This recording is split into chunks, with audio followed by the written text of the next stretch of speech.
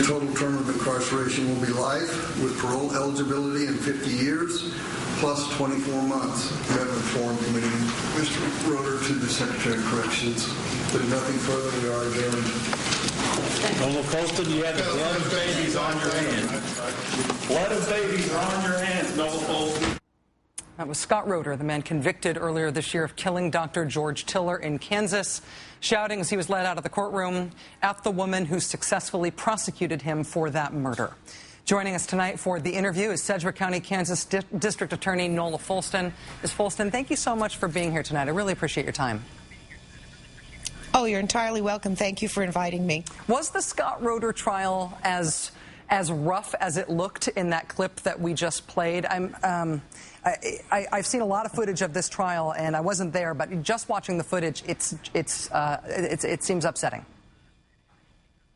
Well, it certainly was. It was very traumatic, of course, for the family. The Tiller family sat through every single day of that courtroom nightmare. This was an assassination.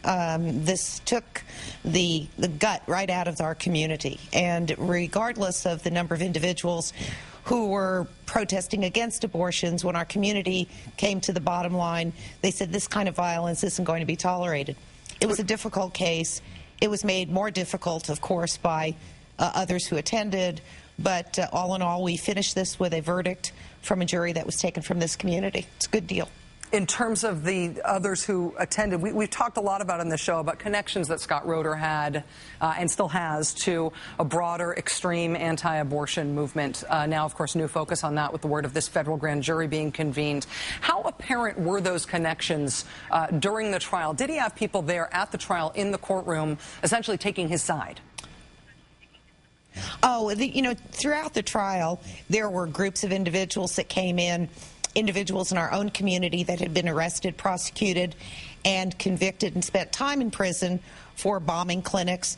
Randall Terry came in and his entourage, a number of other individuals, sat through in a section watching the trial for the entire presentation of evidence. Even before this trial, there were letters, information, a lot of emails to my office, and of course, the perennial favorite assassinator who failed, Rochelle Shannon, even got in the mix here and was very interested in writing me letters about what should happen in this case. Were you threatened? She'll never go away. Were you threatened by people involved in this? No, not at all.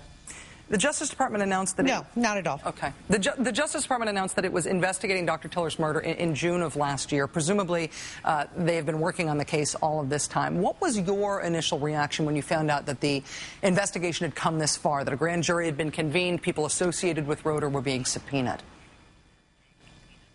Well, it wasn't really, it isn't a surprise, but from the very beginning of this case, from day one, the FBI was involved.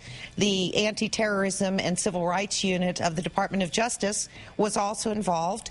An attorney from that division came and sat through most of the trial, and those are the individuals, I believe, that are involved in the grand jury up in Kansas City.